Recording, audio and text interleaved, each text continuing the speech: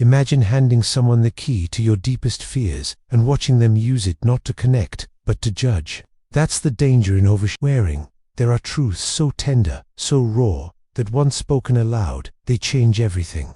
Not because the truth is shameful, but because it reassigns power, erodes respect, and shifts how you're seen. In this video, I'm going to walk you through 5 confessions that so many men feel compelled to make, but that you should never reveal to someone you're trying to build attraction with, because once they're out of the vault, there's no putting them back. Stay with me. The 5th one is especially destructive.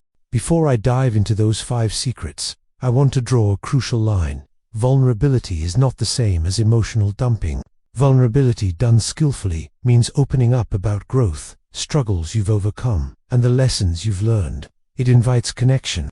Emotional dumping, by contrast, means unloading your insecurities, fears, and dependence in raw form. That tends to transform relationships into therapy sessions, and attraction rarely survives that shift. So always ask, does what I'm about to share uplift the relationship or burden it?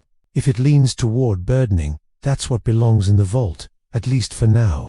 Let's start with one of the most common mistakes. You might think, if I reveal all my doubts, she'll understand me better. But in reality, when a man broadcasts every fear he has, fears of not being good enough, fears of failure, fears of being replaced, something subtle shifts. The person who once admired your quiet strength begins seeing you as fragile, unsettled, and needy. Example story: a friend of mine, let's call him Eric, met someone amazing.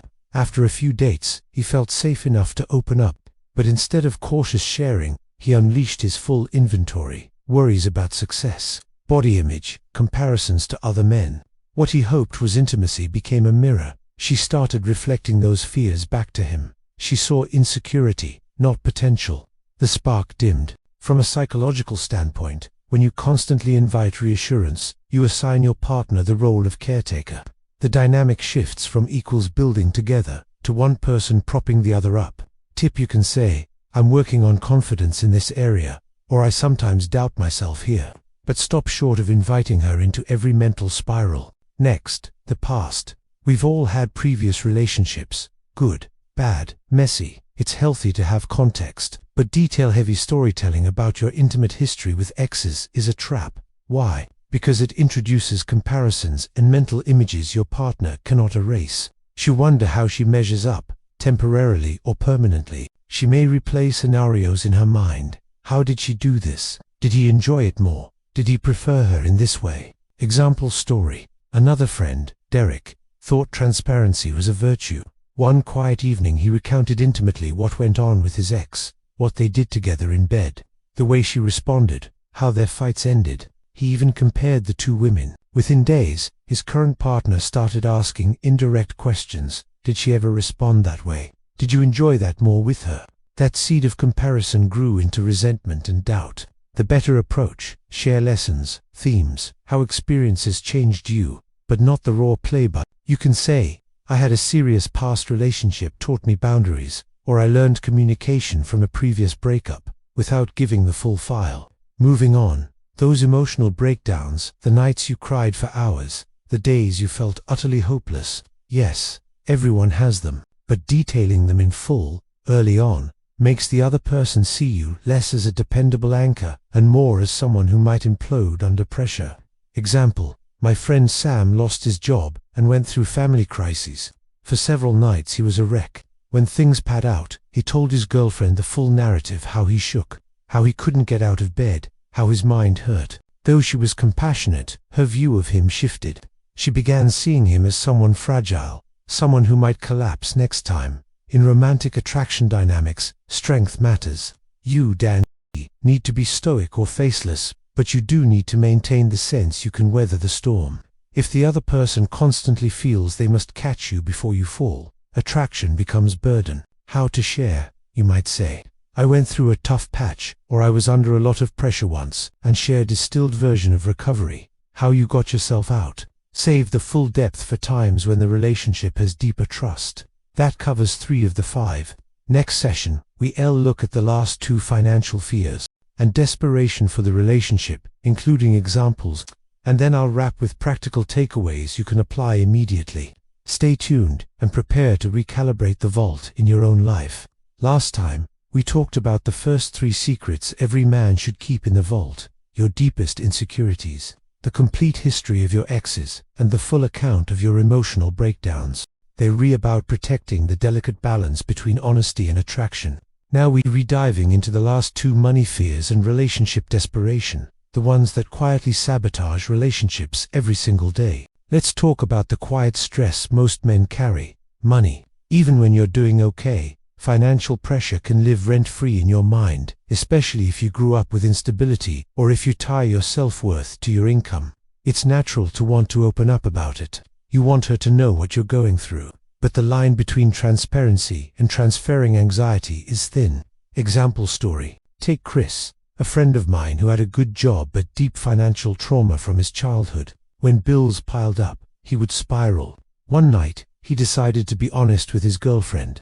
He told her about his panic when checking his bank balance, about staying awake thinking of job loss, about fearing she'd leave if he couldn't provide. What happened? She started sharing his anxiety. Even though he earned well, she began to feel that instability. The trust in his steadiness cracked, not because of reality, but because of perception. Psychological insight. When you open the vault on money fears, you're unconsciously asking your partner to carry that weight for you. But money fears are contagious.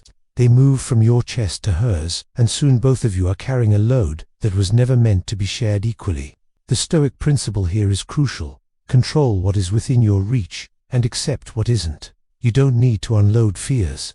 You need to show competence, even if that competence is quiet, imperfect, or still under construction. How to handle it instead. Say, I'm tightening up my finances lately, or I'm focused on saving for something important. That's honest and grounded. It communicates responsibility, not fragility. Here's the most dangerous secret, and ironically, the one most men think shows love, revealing how desperately you need the relationship to survive. You've probably seen it before, someone saying, "You're my everything, I can't live without you. If you left, I'd be destroyed." Hollywood sells that as devotion. In reality, it's relationship poison. Why it kills attraction. Desperation flips the polarity of desire. When someone senses you need them to function, they stop seeing you as a partner and start seeing you as a dependent. Attraction depends on choice, on freedom. The moment one person becomes a hostage to the relationship, both lose respect. Example story. My friend Leo went through this exact spiral when his girlfriend began pulling away. He responded by confessing how empty he felt without her, writing long emotional texts, begging for another chance, promising to change anything. What he thought would show love only confirmed her decision. She saw a man who didn't love himself enough to stand alone. 2 weeks later, the breakup was final. Ironically, after he refocused on himself, working out, rebuilding his routine, traveling, she reached out again. Why? Because he was back in his strength, not his desperation. Want your partner, but never need them. Love should be a preference, not a prescription.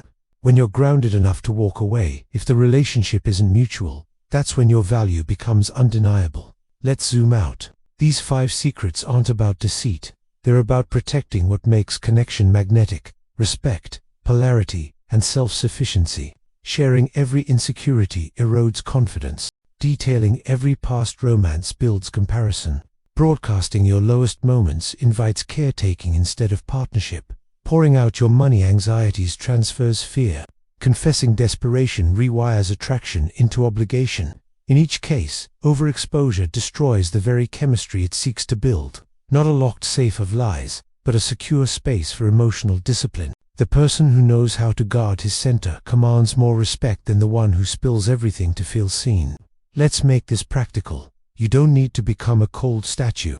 Real relationships thrive on openness, but measured openness. When she asks about your past, answer honestly but broadly. When you feel anxious about something, share your direction, not your panic. When you're having a low day, show that you're handling it, not collapsing under it. Selective vulnerability says, I trust you enough to show I'm human, but I trust myself enough to handle my own storms. Take 5 minutes today and write down 3 truths about yourself you're comfortable sharing.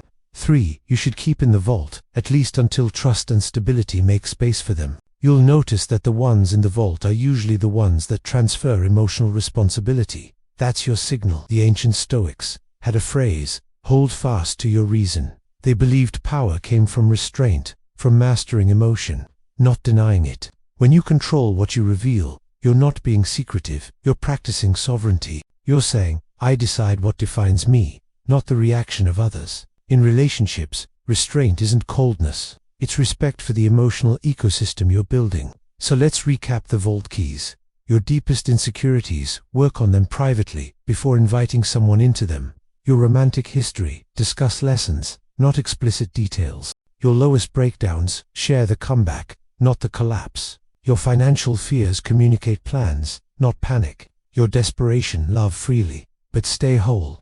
If this resonated, pause for a moment. Ask yourself, which of these have you shared too soon, and how did that shape the relationship? Remember, true connection isn't built on oversharing. It's built on balance. To complete people choosing each other, not to incomplete people clinging for completion. Keep some things in the vault, not out of fear, but out of strength. That's where real respect begins.